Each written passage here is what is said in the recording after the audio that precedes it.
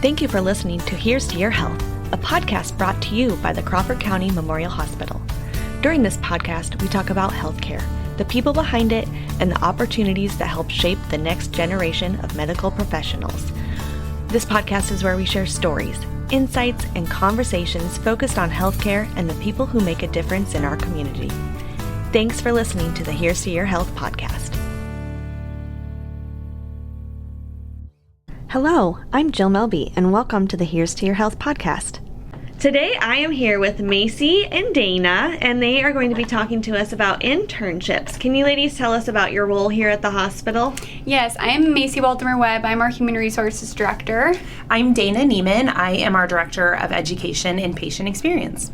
Great. Thank you for being here with me today, ladies. What internship opportunities does the hospital offer? So this is our third year having a summer internship program. And this year we're kind of expanding a little bit to more nursing opportunities in our medical clinic. So we have 5 nursing spots and 1 rehab services spot. So someone interested in PT or OT, and then 1 radiology spot as well. That's great.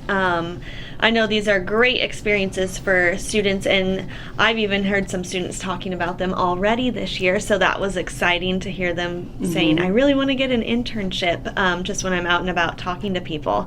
So who are these internships suited for? So ideally, these internships are suited for individuals that are 18 years of age or older. You don't have to be fresh out of high school. Obviously, the job description does say an EMT or CNA is preferred but not required. And these internships are really for those that want to gain more knowledge and experience in a specific field or career set. And even though we're expanding the nursing interns, we have had some pre-med students or advanced practice nursing students that have gone through the nursing intern position, because that does give them a lot of exposure and looking at a day in the life and typical care of a critical access hospital. But we also put the interns not just on the inpatient unit, but like Macy had said, we're going to expand to the medical clinic. They do get, last year we started with a surgical rotation, so they do get to go back into the surgical area pre and post-op, and then also during the surgery itself, since they are paid employees, temporary paid employees, but they are paid employees, and then they also get to go through the emergency department. And so they get a nice variety and exposure. And so one of the evolutions, I would say, from the program is our first year we had 4 nursing interns and they stayed in their respective departments. Last year we had them rotate through, so that way they could get a little bit more exposure. And so that was really fun. And then we're really excited to expand it to the medical clinic and the specialty clinic this year. Yeah. That's great. So you mentioned that they are paid interns. Do they also get credit for college? So that is really program specific. So each school has their own sets of criteria. Last year, we do believe that one of our interns was able to utilize her hours and use those towards some internal college credits. What we do is we do track the hours, and a lot of students can use those hours during their intern role. Especially when they're going to apply for an advanced school. So example, if you're going to go to med school, you have to have so many observation hours, so many contact hours, a day in the life or being there. Same with like rehab services. In order to apply for PT/OT school, you have to have so many days and so many hours in that role. Same with radiology. And so the interns are able to use those hours towards applying for an advanced program. That's great. So kind of twofold for some of them.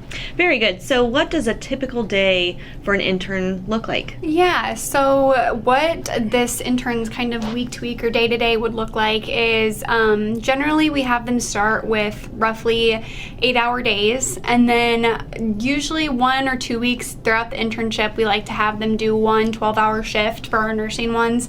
Our radiology and rehab will really just stay on those 8-hour days.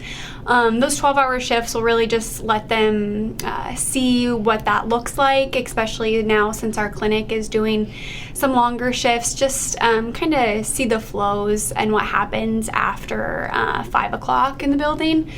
And then for those, like Dana said, we rotate them throughout each department, so it's kind of going to be different week to week, but generally they have at least one touch base with Dana or myself throughout the day just to make sure everything's going okay, seeing if they don't have any questions, and then other than that, they're just in the departments kind of being utilized however the department managers feel necessary. We do a professional development elements, and so some of that is some technical skills, like we do go over vital signs, safe patient handling, we do phlebotomy, as well as telemetry, and then we've done some other things like emotional intelligence. We've brought in some outside speakers to kind of help really cement and secure that next step. So an example, we had a banker come in and they talked about difference between savings accounts and checking accounts, like some of those life skills that you don't normally get exposure to unless you have a parent in the business, right?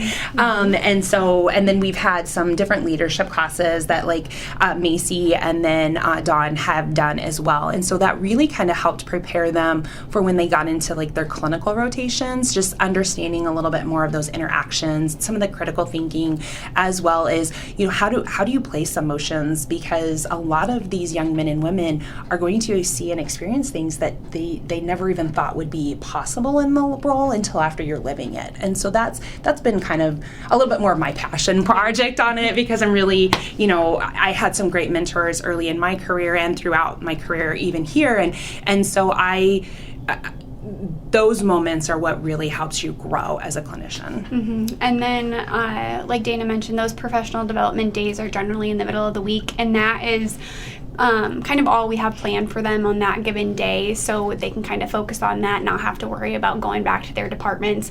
So it's roughly a 25 to 30 hour a week internship, because we know that some of these kids are still trying to have fun throughout the summer times or hang out with their friends before they go off to college. So hopefully a 30-hour a week gives them kind of more of a balance.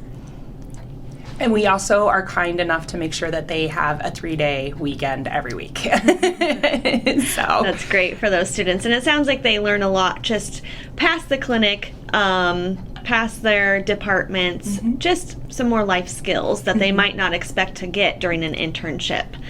What advice would you give to a student who's nervous about applying? Because I know sometimes they think they might not get in, but how can you help them through that? I would say even applying is a great experience. I mean, you need practice to do things. I mean, applying, it's a great practice to learn like how to attach a resume, what to put on a resume, and then it's a great practice for interviewing. Dana and I generally interview all of our candidates and ask them all the same questions, some structured, some situational.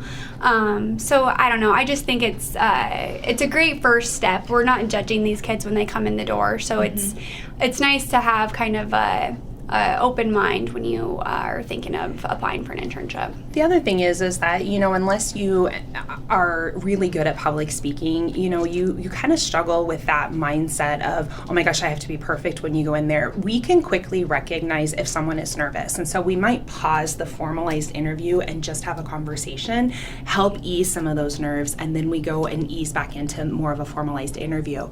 But the more, like Macy said, the more you can practice and the more you can get out there, the better off you will be, especially as you get out into the workforce, or maybe you have to do a panel interview to get into the college of your choice, you know. And so the more we can have the students come in, whether they're prepared or not, like obviously being prepared is the best, right?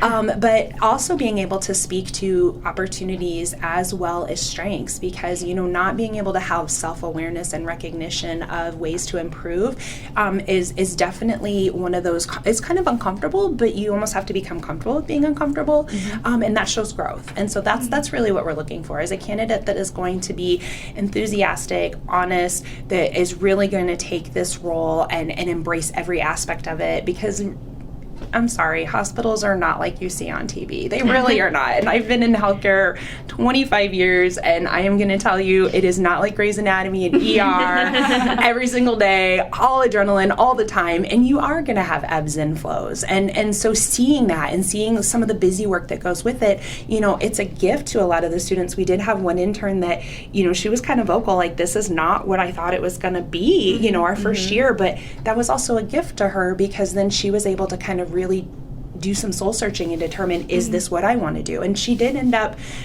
going on for nursing, and she's like, it gave me an opportunity to really kind of like understand I'm not going to have high adrenaline days every single day, and that's okay. And even if you're going into nursing or you don't know what specialty you want to go into, right. If you go in thinking, I want to be an ER nurse, and then you get a week in surgery and you're like, I really like that. I wasn't expecting to like that. It just lets you dip your toes in a bunch of different areas.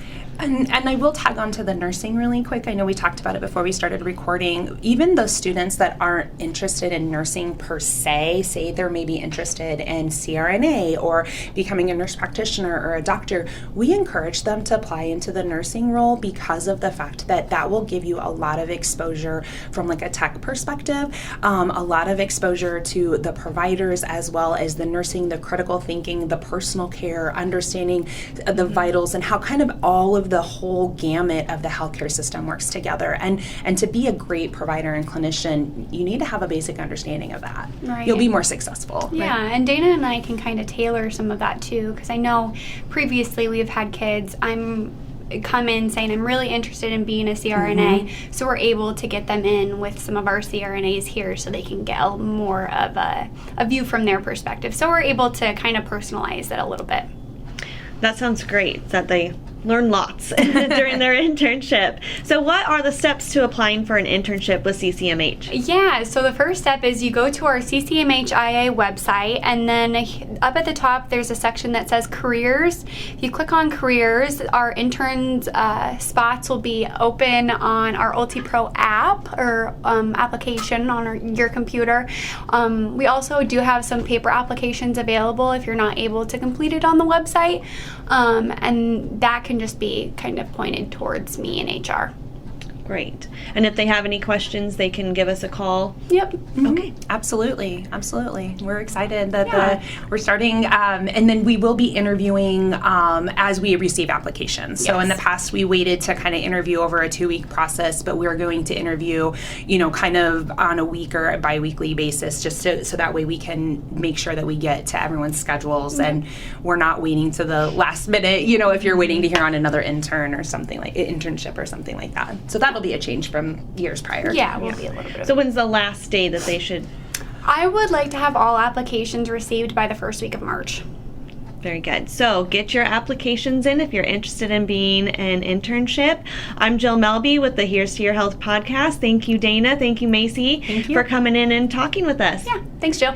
Thanks, guys. You. Bye. Bye. Thank you for listening to Here's to Your Health, a podcast brought to you by Crawford County Memorial Hospital. We hope today's episode provided helpful information and a better understanding of the care and services available in our community. Be sure to join us next time for another conversation on Here's to Your Health.